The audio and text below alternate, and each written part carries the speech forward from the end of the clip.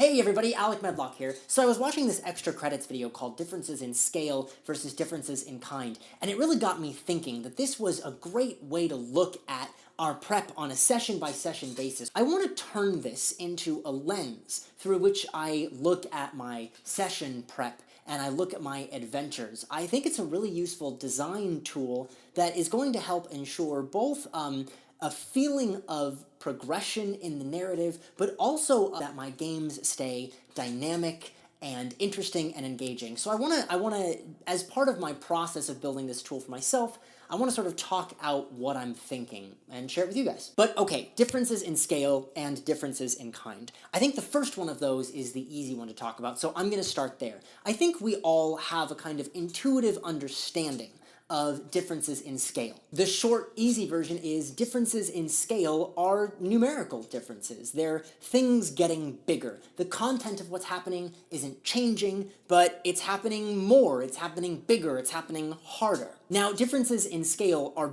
baked right into Dungeons & Dragons, as they are baked into basically any RPG system. It's the difference between casting Firebolt at level 1 and casting Firebolt at level 20. Initially, you're rolling 1 damage die, and by the end, you're rolling 5. Or if you're a fighter, you're attacking once with your longsword per turn, but by the end, you're attacking 4 to 6 times. The content of what you're doing isn't changing, you're just doing more of it. Differences in scale are baked into our content as DMs as well. A great example of this is any dragon. You have the young version of that dragon, you have the adult version, and you have the ancient version. And what's different in those stat blocks? It's not a lot, really. The difference between a young red dragon and an adult red dragon, and even an ancient red dragon, is largely a difference in scale.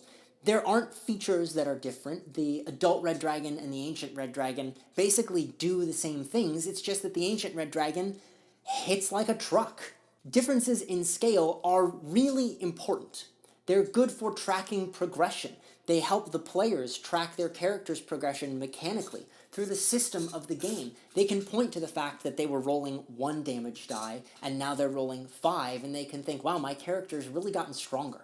My attack bonus was +5, and now it's +9. I'm 4 numbers better than I used to be. That's a tangible, objective, numerical progression that they can see, that they can point to. But it's not just system progression that a difference in scale helps us track, it's progression through the narrative, through the fiction of the world as well. Going back to the dragons, if you started off fighting a young red dragon and you went toe-to-toe with it, but it was kind of a tough encounter, and then later on you go toe-to-toe with an ancient red dragon and it's a tough encounter, but you hold your own, that again is a marker in the fiction of the world that your players have to say, wow, my guy has gotten stronger. Not only are my numbers on my page ticking up, but in the fiction, I took on this thing and it was hard, and then 6 months later, I took on something 3 times as big, and I did it. I beat it. That kind of progression is a huge part of the appeal of a role-playing game. That's why we come to a role-playing game as opposed to Call of Duty or a shoot-'em-up. We want to see that character grow. But here's the thing about difference in scale. It's boring. Imagine you've got yourself an adventure. Imagine your players are going to raid this orc stronghold, and you've got a week to build out your stronghold, and you've given yourself this design constraint that you're only going to use the orc stat block.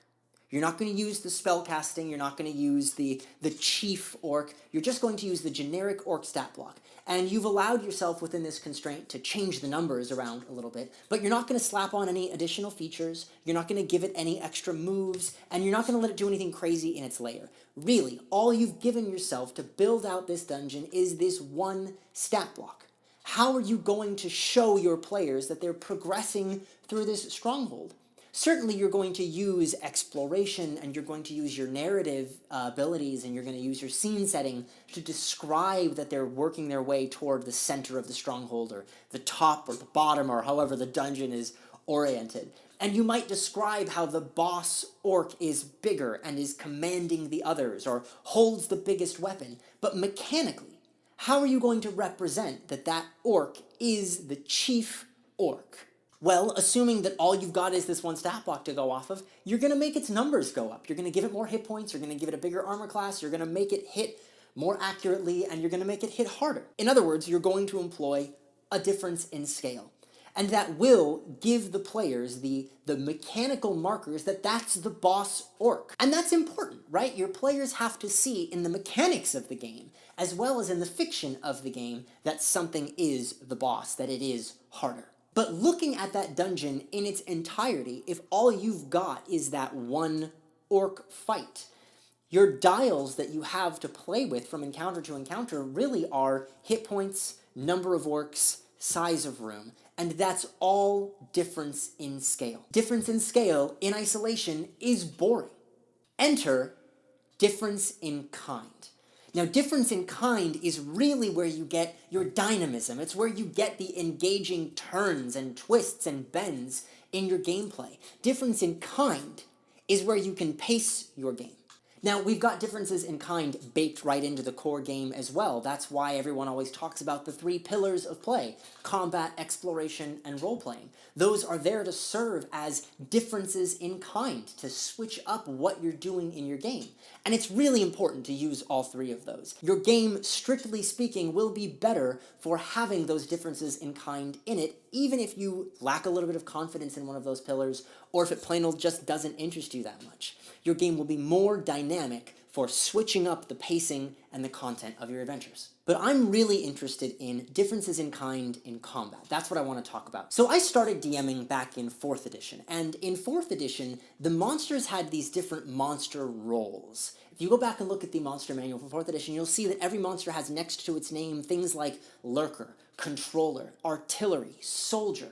And these tags, these keywords, gave you an idea of how the monster was meant to behave. You could look at the stat block, and you could look at the abilities it had and the features it had, and you could sort of intuit it, but it was right on there in the heading. And I actually take this to be a thing that we're missing a little bit in 5th edition. 5th edition errs on the side of subtlety, I think, and 4th edition just came right out and said, look, this guy's a soldier, he belongs right on the front lines, put him there. That's where he's going to shine. And even though we may have explicitly lost these tags, these keywords, these monster roles, I think we can still intuit what those roles ought to be by taking a careful look at the monster stat blocks. So let's take the Wraith, for example. The Wraith back in 4th edition was a lurker, and the way lurkers operated is they kind of hung out on the periphery of the battle and waited for someone to get close to them, and then they would whomp them, or they'd wait for an opportune moment to sneak in and do a lot of damage and then retreat back into the shadows. They weren't frontline guys, but they also weren't super mobile. They weren't about darting in and out. They were about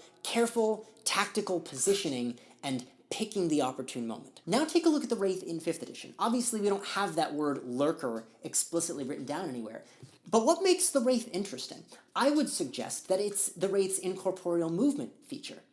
How are you going to get the most bang for your buck? How are you going to design an encounter that makes the most use out of this incorporeal movement? Here's how I would do it. I would design an encounter in which the Wraith had a bunch of obstacles that it could phase through, but which the players had to physically move around. In other words, I would use the Wraith in such a way that it could always kind of hang out and linger on the outside of the fight, and when something got too close, it could phase through that obstacle, get off a nasty life drain attack, and then phase right back through that obstacle, making it unreachable. Here's why I like that kind of design. That is a very simple little tactic that uses the monster's features, but more importantly, it's going to shape player behavior. How are the players going to deal with a monster that behaves like that? If they're just defaulting to standing around and trading blows, they'll never adequately deal with this Wraith. Or if they do eventually kill it, it will come at tremendous cost to the party because they're fighting on the Wraith's turf. So instead, they're going to have to think about how to work around what this Wraith is doing. At the very least, I hope they would learn, hey, maybe don't get close to that wall because a nasty ghost comes through and whomps you. Or maybe they'll specifically use that tactic as bait. They'll send someone out there to draw the Wraith through the wall, and everyone else will have readied an action that they'll get off once the Wraith comes through. And even if that's all they do, even if it's as simple as using the ready action to deal with this Wraith on their terms, that little piece of design has shaped my players' behavior. And that's where we as Dungeon Masters are game designers. We craft experiences and we put things in front of our players that hopefully shape their behavior. Now, as a quick aside about shaping player behavior, that's a little bit tricky in a game like Dungeons and Dragons. It's not like a video game where you know exactly what the player can do at any given time, and so if you place an obstacle in front of them, you basically know how they're going to solve it, right? Our job as dungeon masters isn't so much to try to get a certain outcome out of our players, it's to try to get them to do interesting things. But back to differences in kind. My point is that by using your monsters differently, by looking at their stat blocks and coming up with how they should behave and how to get the most bang for your buck out of their abilities, you're hopefully going to create encounters that have to be dealt with differently. Some fights can be about just carving and blasting your way through tons of enemies. That's really gratifying and satisfying. We all like those fights. But if that's all you're ever doing, you're not achieving differences in kind. You're only ever using differences in scale. So we need other kinds of fights. We need fights that are about pinning down a really slippery lurker, or defending against some really well-positioned and fortified wizard who's raining down fireballs on the party while you run a gauntlet of traps and minions trying to get to him. The point is, if you plan for your fights to be about more than just trading blows, you're going to get differences in kind, and your game will be more dynamic.